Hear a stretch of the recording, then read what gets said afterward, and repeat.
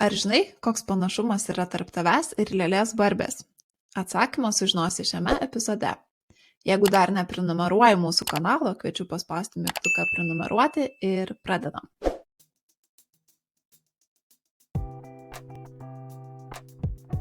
Sveiki, čia Vaisingumo šaknis podcastas ir mes, Ieva ir Giedrė. Sveiki, labas Ieva. Šiame epizode mes kalbėsime apie plastiką, kaip jau turbūt ir supratote iš pavadinimo. Ir taip jau yra, kad plastikas mūsų supa visur, kur be pažvelgsi, kasdienybėj. Pavyzdžiui, buvau parduotuvėje šiandien, dėjausi bandeles į plastikinį maišelį ir pagalvojau apie plastiką, nes buvo, ruošiamės šitam epizodui. Tada kažkada čia buvom užsisakę maisto išsinešimui ir ten irgi tiek plastiko. Ir tiesiog, kai pagalvoju, jis yra visur, kur mūsų supa ir visokios jo rūšis. Ir tiek maiste, tiek vonioj, visur. Ir nutarėm, kad apie jį reikia pakalbėti, nes jis ne šiaip savo egzistuoja ir nieko blogo mums nedaro, bet jis turi poveikį. Ir apie tą poveikį dėja tikrai norėsiu tavęs, Ieva, daugiau paklausti šiandien, ką tu žinai iš tos mokslinės pusės. Tai galim gal ir pradėti nuo to, kad iš kur mes žinom, kad plastikas turi kažkokį tai neigiamą poveikį mums ar vaisingumui mūsų. Pirmiausia, kaip ir visur, žinoma, atliekami moksliniai tyrimai. Bet iš kur kyla ta tokia idėja, kad gal plastikas čia kažkaip prisidėjęs, tai kalbant apie vaisingumą, pastebėta, kad per paskutinės 2 kartas, sakykime, ar netgi per 50 metų vaisingumas ženkliai nukritęs, tai kažkur per pusę. Ir vyrų ypač spermatozoidų kokybė ir kiekybė sumažėjusi kažkur per pusę lyginant su kas buvo prieš 50 metų. Ir būtų galima iš karto kaltinti genetiką, nes dažniausiai tai ir būna pirmasis įtariamasis. Bet genetika taip neveikia ir mūsų evoliucija genetinė tokia taip neveikia, kad taip greitai tie pokyčiai pasimatytų, kad per 2 kartas per pusę viskas sumažėtų. Tai tada žiūrime, kas eina prie genetikos, visada eina aplinka, o aplinkoje tai mūsų gyvenimo būdas ir aplink mūsų esantis chemikalai. Tai mūsų gyvenimo būdas šiek tiek jau irgi žinom, kadangi kalbėjom apie rūkymą, čia pridėsim, jeigu kas nori dar pasižiūrėti apie žalingus įpročius, tai tokie dalykai, kurie yra labiau koreguojami. Mes galim juos gan paprastai koreguoti. Ir žinoma, aišku, jie kenkia, pavyzdžiui, rūkymas kenkia vaisingumui, bet jeigu metam rūkyti, tai žinoma gali padėti ir mes esam už tai atsakingi, bet pavyzdžiui, aplinkoje esantis chemikalai yra toks tarsi nekontroliuojamas mūsų dalykas, kažkiek galime kontroliuoti, bet labai daug jo yra, kur mes net nesuprantam, kad jis yra šalia mūsų arba kad jis mums gali kenkti, nes mes tiesiog tos informacijos negavom. Tai pirmiausia, pastebėjus kažką, žinoma, pradeda tirti gyvūnus, laboratorinius gyvūnus, įprastai tai žiurkės arba peles. Ir tai iš tikrųjų mes šitiems gyvūnėliams esam be galo dėkingi už daugelį dalykų, ką mes sužinojom apie žmogaus sveikatą, bet taip pat ir būtent apie visos šitos chemikalus ir kaip jie paveikia mūsų vaisingumą. Aš dar tik norėjau pasakyti mūsų žiūrovam ir klausytam, kad apie būtent chemikalus, kurie yra aplink mus, mes jau esame padarę epizodą ir jį galite rasti čionais nuorodai. Taip, ir kažkiek mes čia kartosimės, tai labai gerai, jeigu pažiūrėsite šios epizodus arba paklausysit, nes šitie dalykai yra susiję. Plastikas ar plastiko sudedamosios dalys yra visgi tie patys chemikalai, kurie sujaukia mūsų hormoninę sistemą. Pats plastiko kenksmingumas tai pradėtas tirti labai neseniai, galim sakyti, per paskutinius 20 metų, taip daugmaž.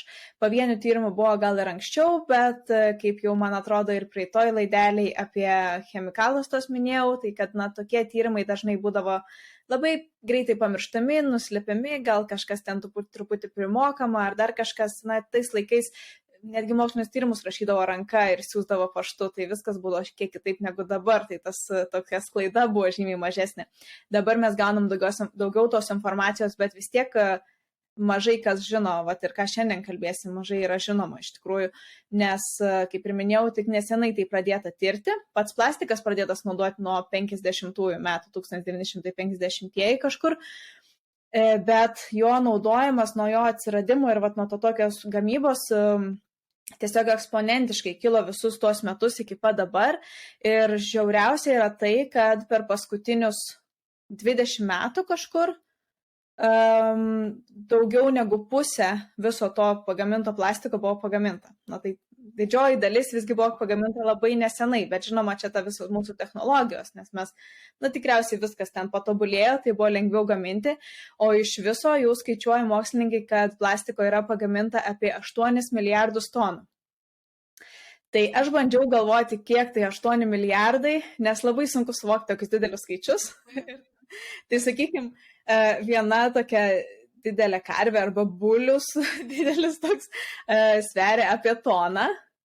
Tai čia būtų 8 milijardai tų bulių. Tai ir kiek vietos užimtų ir kiek iš tikrųjų pagaminta. O tas plastikas, kurį mes naudojam, dažniausiai yra mažas kažkoks, toks atrodo, nei ten sunkiai sveria. Taip, tas plastikas yra, tikrai gana lengvas bendrai paėmus. Tai jo kiekis, ta prasme, kiek jisai užima, tai užimtų dar daug daugiau negu šitos visos karvės ir buliai. Tai kiek nulių palaukti ant milijardą daug labai yra, ne? Atrodo, kad 9 nuliai turėtų būti. 9 nuliai, tai va, tai labai daug. Ir svarbiausia, kad, taip, didžioji dalis buvo pagaminta viso šito per paskutinius 20 metų, o ar kaip jisai kenkia, ką jisai daro ir ką mes su juo vėliau darysim, net nebuvo įsiaiškinta. Svarbiausia, kad net Nobelio premija buvo skirta už plastiko atradimą. Ir dabar mes tiek turime problemų su to plastiku. Nors žinoma, tai daug pakeitė dalykų tikrai, bet aš galvoju paklausti tavęs, kaip manai, kur tas plastikas yra naudojamas, tiek daug mes to plastiko prigaminam, kaip manai, kuris gali būti naudojamas daugiausiai? Pramoniai, ten, nežinau, kokie nors tokie, kaip ten jau vadinasi, bidonai, tokie dideli gaminami gal. Man taip atrodo, kad pramonė turbūt daugiausiai naudojamas. O tai dabar, jeigu aš išskirsiu tokias 4 pagrindinės, kur daugiausiai išnaudoja, sakykime, tai būtų statybos pramonė ir statyba, būtų transportas, transporto pramonė, pakavimas ar elektronikos gamyba, elektronika. Kaip manai, kur iš šių 4 daugiausiai? Man kažkodėl atrodo paskutiniai 2, bet man atrodo, gal aš ir klystu. Elektronika. Elektronika iš tikrųjų, taip pat kaip ir statybos pramonė, 13 milijonų tonų per metus sunaudoja. Čia buvo 2017, man atrodo, tyrimas darytas, tai pastebėjo, kad daugmaž 13 milijonų tonų ir ten sunaudojama per metus. Žinoma, čia labai daug, bet pavyzdžiui, transporto ten visoje pramonėje 17 milijonų, o vat pakavime, kas atrodo, keiščiausias dalykas, 141 milijoną tonų išnaudoja. Tai net 10 kartų daugiau negu visur kitur. Ir tai yra tiesiog pakavimas. Ta prasme, pagalvojus, koks tai yra absurdas, kaip, pavyzdžiui, pagalvojus apie vandens buteliukus, kad mes vandenį, kurį geriam ir iš čiaupo, ir šiaip galim gauti iš šaltinėlio, mes jį pakuojam į butelius, į plastiką, tada uždedam plastikinį kamštelį, uždedam plastikinę etiketę, tada dar daug butelių su plastiku supakuojam kartu, dar tada atskirai, kiek plastiko dėl mažo kiekio kažkokio tai vandens, dėl atsigerimo. Atrodo, toks visiškai absurdiškas dalykas, kai apie tai pagalvoju, bet mes nelabai apie tai galvojam, tai labai įprasta. Eina savo. Aš kažkaip norėjau sakyti pakavimas, bet galvoju, ne, man taip tik atrodo. Tai va, tas pakavimas atrodo toks nereikšmingas dalykas, bet iš tikrųjų pagalvojus, tai iš čia yra daugiausia šiukšlių, nes tik mes nusiperkam, sakykime, naują rūbą, jis būna įpakuotas į plastiką, mes tą plastiką tą pačią akimirką išmetam. Mes net negalvojam apie jį daugiau. Tada dar kitur, ten kur nors statyboje, dar kažkur galima gal juos ir panaudoti, kokiuose vamzdžiuose, dar kažkur, kurie yra ilgalaikis, tas naudojimas, kur iš karto netampa šiukšlė, o vat pakavimas visą laiką yra šiukšlė. Ir svarbiausias dalykas yra ne tas plastikas, žinoma, plastiko kenksmingumas tuo, kad mes užteršiam gamtą yra žinomas ir didelis, bet mes šiandien labiau koncentruosimės į pačias jo tas cheminės savybės ir poveikis sveikatai mums. O kas tame būtent plastike yra tokio kenksmingo? Tai tas baisiausias dalykas yra visi tie plastiko priedai, tai kaip yra ftalatai, tai čia toks dalykas, apie kurį truputį kalbėjom ir praeitoj laideliai, kur ten, pavyzdžiui, būna visose kvepaluose, kvapiuose, visokiose purškikliuose, kosmetikoje. Ir tai taip pat yra plasmasė, tai daro plasmasę tokią lankščią ir minkštą, tai kaip visokie tubeliai, tie tokie kaip būna kažkokie tai šlangiukai, tai viskas visur ten yra to ftalato. Ir tai yra vienas tų baisiųjų dalykų. Kitas dalykas yra pagrindinis bisfenoliai, tai tie mums labai gerai žinome, aš manau, BPA. Kaip mes žinom, kad BPA buteliukuose reikia žiūrėti, kad nebūtų, manau, šitas labai gerai buvo iškomunikuota, tai daug kas ir ieško, kad plastiko buteliukuose būtų parašyta, kad nėra ten BPA, sakykime. Ir tas BPA, bisfenoliai, jie daro plastiką kietą. Tai viskas, kas yra to kieto plastiko tokio, tai irgi greičiausiai turi tų bisfenolių. Ir taip pat, pavyzdžiui, įvairūs įpakavimai, maisto įpakavimai, greito maisto, kur būna viena pusė tokia tarsi slidi, būtent ten, kur dedamas maistas, tokia tarsi slidi, kažkokia padengta pusė. Tai čia yra tų irgi ftalatų, bisfenolių ir taip pat netgi čekiukai, kur mes gaunam apsipirkę, gaunam čekį ir tie čekiai būna kartais tokie blizgantis, tarsi tokie slidus blizgantis. Tai va tas reiškia irgi yra padengtas ir ten yra BPA. Tai geriau net neimti to čekio, arba iš karto plautis rankas, nes tas čekis iš karto atspausdintas, nes jį paimam, iš karto ant mūsų rankų palieka pėdsakai to bisfenolių. Ir po to mes pasiliečiam burną, gal dar kažką ir jis persiduoda į mūsų, į organizmą iš karto. Ir tai yra mūsų tos endokrininės arba hormonų sistemos disruptoriai, tokie sujaukėjai visos šitos medžiagos. Taip pat yra antipirenai. Antipirenai yra, kas apsaugo nuo degimo. Tai pavyzdžiui, būna ir baldai būdavo ypač anksčiau su tom medžiagom apdirbti, kad sunkiau degtų, sakykime, bet ir daug labai dalykų ir statyboje taip pat daug kas yra su to padengiama, su ta medžiaga, kad nedegtų. Tai taip pat yra kenkia mūsų hormoniniai sistemai, bei įvairūs dalykai, kas apsaugo nuo lietaus. Taip pat, pavyzdžiui, tai netgi medžiagos, kurios yra mūsų lietaus rūbose. Tai ten taip pat yra šitų medžiagų, kurios gaila, bet kenkia mums. Ir tai yra taip pat jau atlikti tyrimai, ištirta ir tikrai žinoma, kad ten jų yra daug. Tai, visur aplink mus, jų yra visur aplink mus. O gal gali papasakot, kuo tos cheminės medžiagos plastikė blogai yra sveikatai mūsų ir jeigu dar konkrečiau vaisingumui, kokios pasiekmes to gali būti, jeigu mes per daug turime to plastiko aplink mus. Tai kaip, pavyzdžiui, tie ftalatai pakenkia mums ir visai tai hormonų sistemai, tai jie mažina testosterono kiekį, kas yra ypač blogai žinoma vyrams, ypač berniukams ir net vaisiaus nėštumo metu, kai formuojasi viskas, kai reikia daugiausiai to testosterono, kad viskas suformuotų taip, kaip reikia. O BPA ir tie visi bisfenoliai, jie didina estrogeno kiekį. Tai kaip ir panašiai veikia, bet truputį iš kitos pusės. Ir tai taip pat irgi gali lemti vyrams, pavyzdžiui, ir tą tokį moterišką sudėjimą, truputį riebaliukai, ten ir krūtinė pradeda didėti ir visa kita, ir žinoma sutrinka lytinė funkcija ir spermatozoidų gamyba. Tai čia ypač iš vyrų pusės tai labai greitai, kaip žinom, viskas iš vyrų pusės greičiau pastebima negu iš moterų, nes pas juos spermatozoidai gaminasi pastoviai, o pas moteris jau kiek yra tų kiaušialąsčių, tiek yra. Taip. Ir ar yra kažkoks saugesnis plastikas, pavyzdžiui, ar egzistuoja toks plastikas, kuris nekenkia, ar visi jie turi BPA ir ftalatų ir tų visų blogų medžiagų?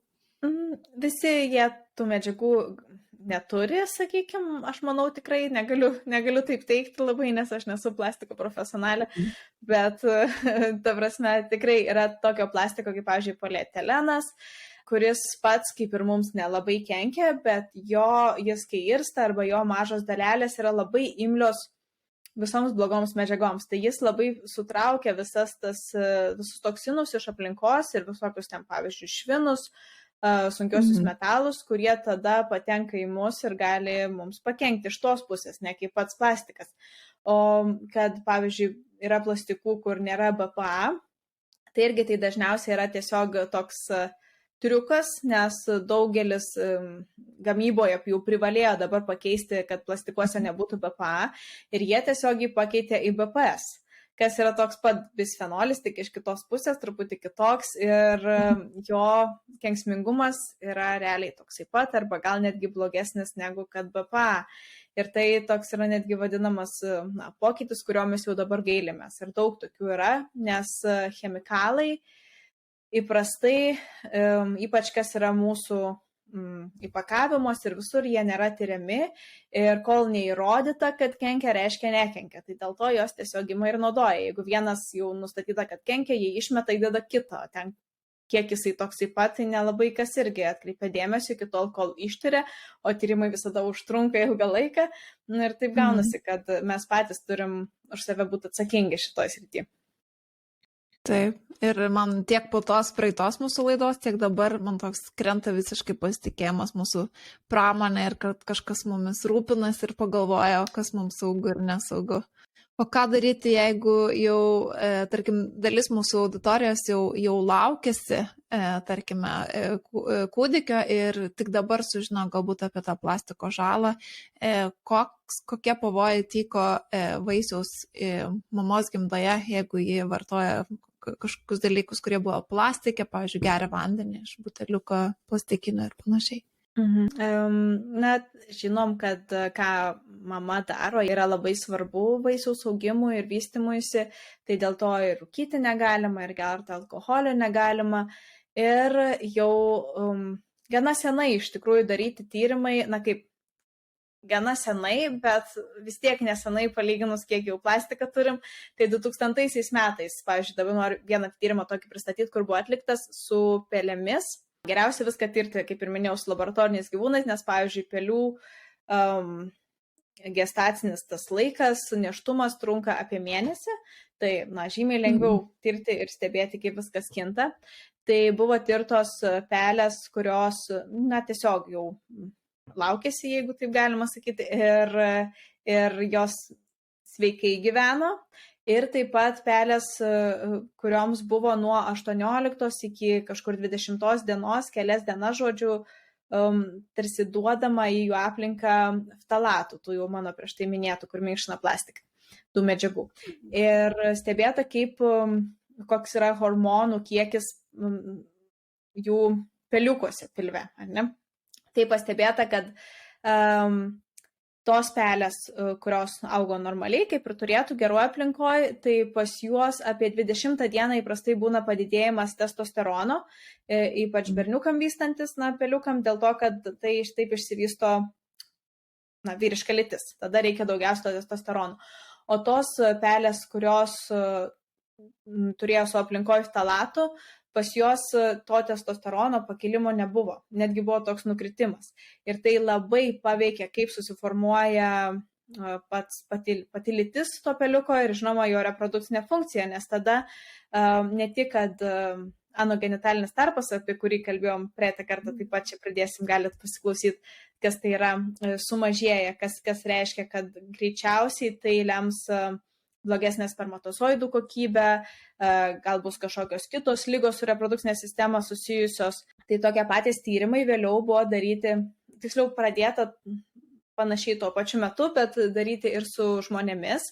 Ir dabar, man atrodo, du tokie didesni daryti, tai dabar vienų jau tie berniukai yra virš 20 metų jiems jau yra, kitiem yra apie 10 metų, tai juos dabar bando prisikviesti atgal ir tirti, kokia dabar pas juos yra situacija.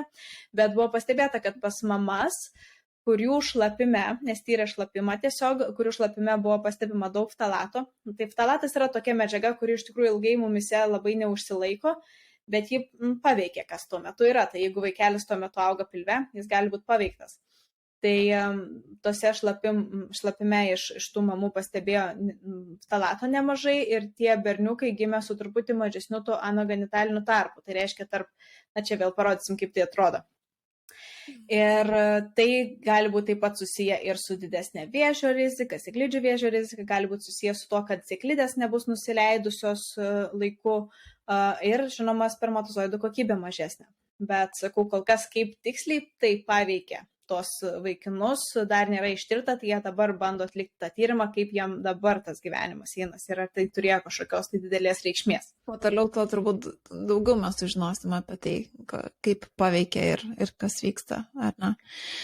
Taip, tai tikrai, tyrimai tik tais dabar nesenai pradėti ir, kaip aišku, tiem tyrimam reikia daug laiko, ypač su žmonėm, tai ir tu negali kažkaip specialiai pakenkti, ar ten specialiai duotų ftalatų, pavyzdžiui, nėščiosioms, vien dėl to, kad įrodyt, kad tai kenkia. Tai yra visiškai neetiška ir nežmoniška, ta prasme. Tai, bet, pavyzdžiui, pastebėta jau pirmą kartą, praeitais metais išleistas yra tyrimas irgi, kad pastebėjo jau, kad placentoje yra ftalatų. Tai reiškia, tiesiog norėjau irgi pažiūrėti, ar pas mus, kaip tie ftalatai išsidėlioja, kaip žinome, placenta, čia irgi pridam paveiksliuką, yra ir mamos pusė ir yra vaisiaus pusė ir jas yra sujungtos tarsi tokiais, tarsi pirščiukais ir per tai pereina medžiagos, maisto medžiagos, deguonis ir norėjau pastebėti, kaip pereina tas plastikas ir ypač kalbant apie mažas plastiko dalis, tai mikroplastiką. Tai pastebėta, kad visgi nemažai plastiko yra ir to vaisiaus pusėje, tai reiškia, kad vaisius, tai reiškia, tai pereina ir į vaisiaus vandenis ir vaisius visada tarsi maudosi tose plastiko dalelėse taip pat. Tai ne tik vandeninė, bet ir pas mūsų yra to plastiko, netgi gimdoje, jau kai auginam vaikelį. Baisok. Bet kad jau apie tą mikroplastiką pradėjom, mikroplastikas, kokios tai dydžio, nes jeigu jis patenka į kraują ir ar tos dalelės tokio dydžio kaip mūsų kraujo dalelės panašiai, ar kokio jis mažumo yra? Taip sakoma, kad iki 5 mm dydžio dalelė yra mikroplastikas. Įprastai jos būna iki 1 mm.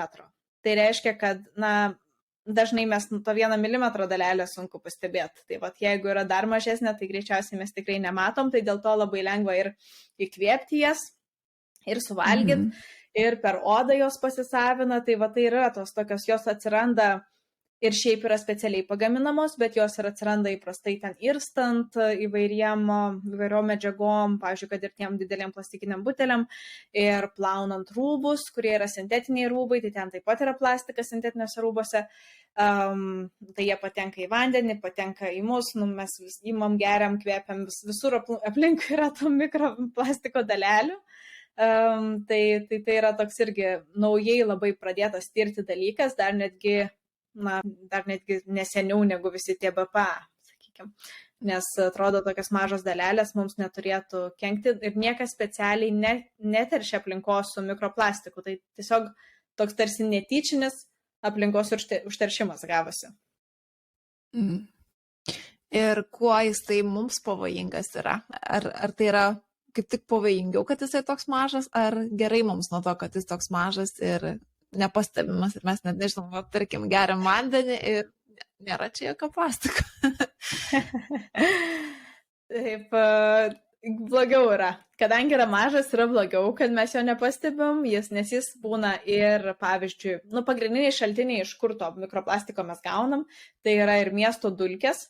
Tai visur prie dulkių dalelių prisikabina tas plastikas, mikroplastikas, taip pat visur jis, pavyzdžiui, kaip padangos dėvisi mašinų, čia jau grinai kalbant, kas aplink mūsų kelių, visokie žymėjimai dėvisi, visur ten yra plastikas ir jis patenka į vandenis, po to patenka pas mūsų, arba pakyla į viršų, mes jį įkvepiam, taip pat ir visokios mūsų odos grožio produktai ir įvairūs muilai, viskas gali turėti plastiko, tai čia jau specialiai dedami tie mikro tokie karoliukai, microbeads angliškai, kaip žinom, visokiose šveitikliuose būna tos tokios dalelės, arba blizgučiai, jeigu yra kažkur blizgučiai, losjonė ar kažkur, tai jau 100% gali žinoti, kad ten yra mikroplastikas. Kodėl jį deda, tai kartais deda dėl tų šveitimo savybių, sakykime, o kartais deda tiesiog, nes tai tarsi padeda užpildyti ir, tiesiog dėl tų pačių gamyklinių savybių.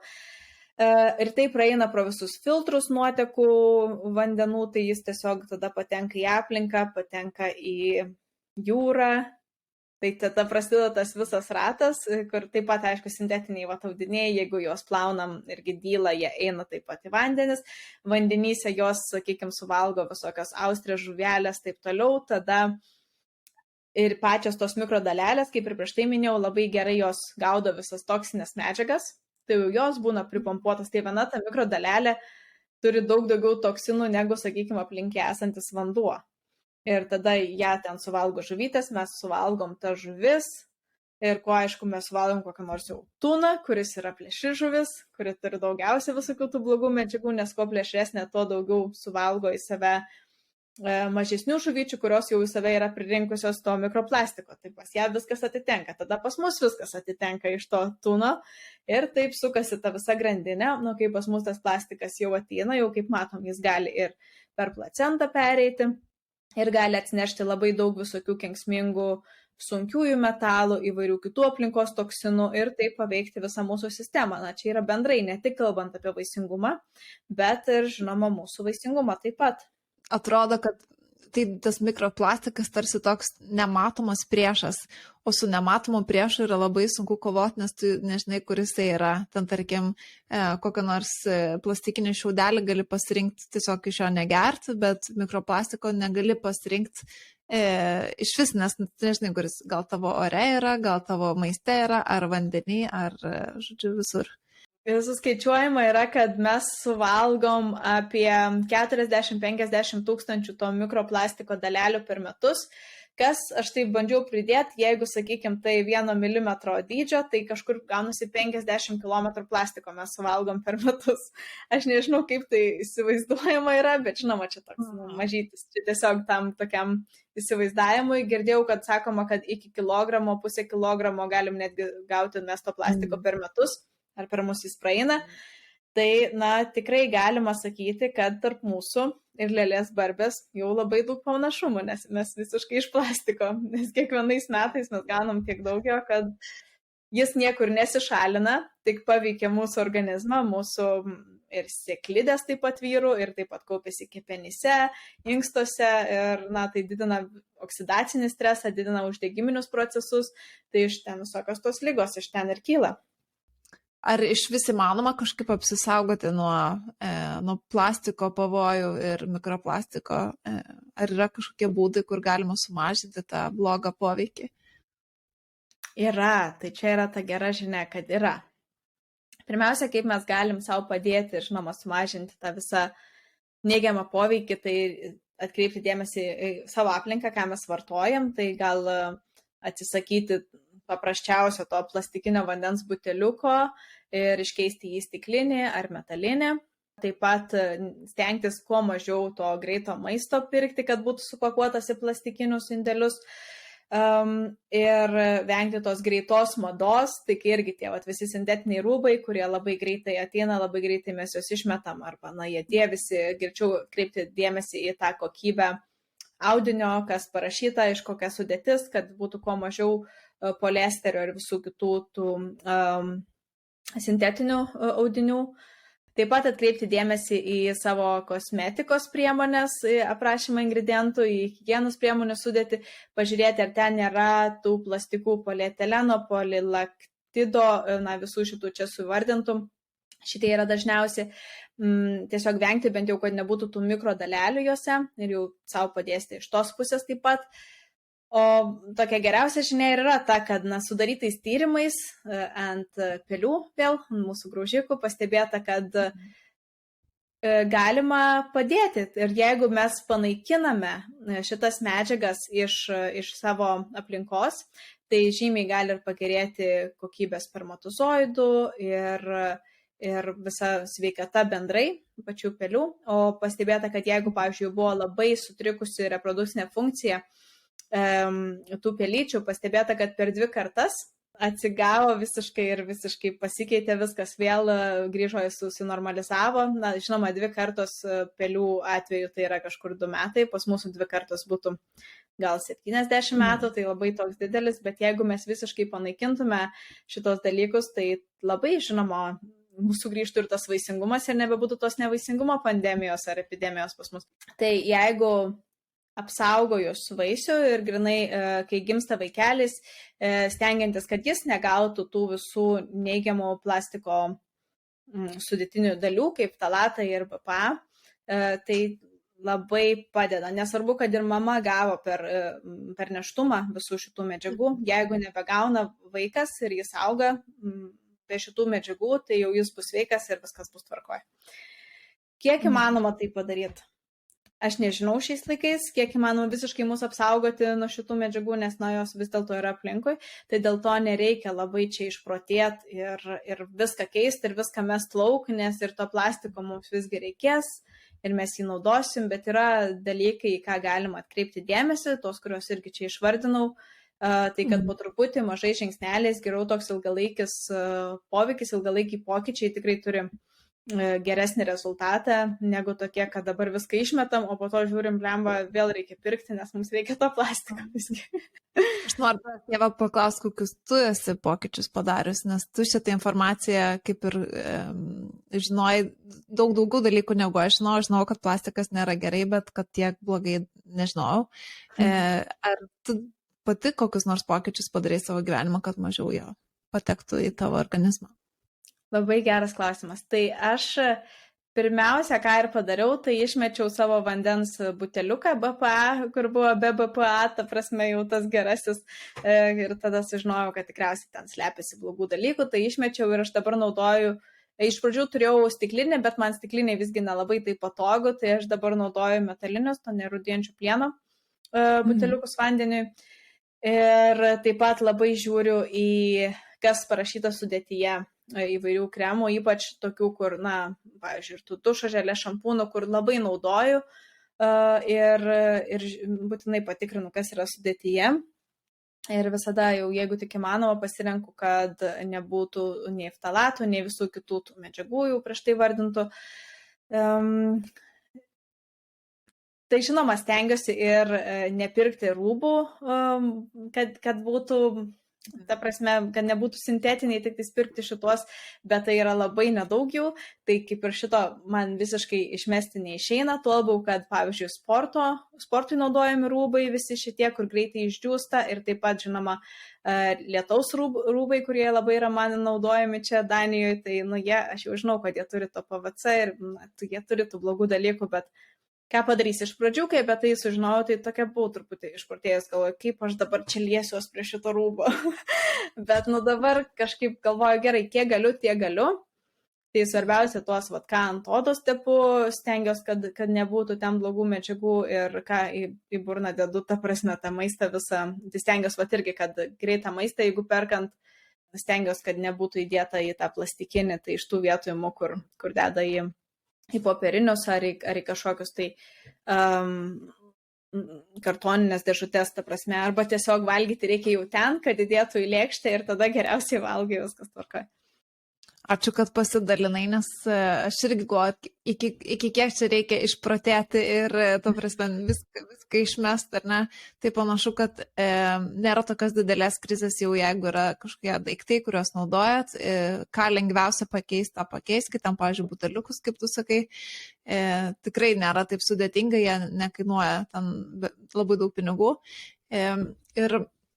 Dar tada galiu pridėti vieną svarbų dalyką tikrai visiems, kad tas plastikas, kai kaitinasi, tada jisai daugiausia žalos turi.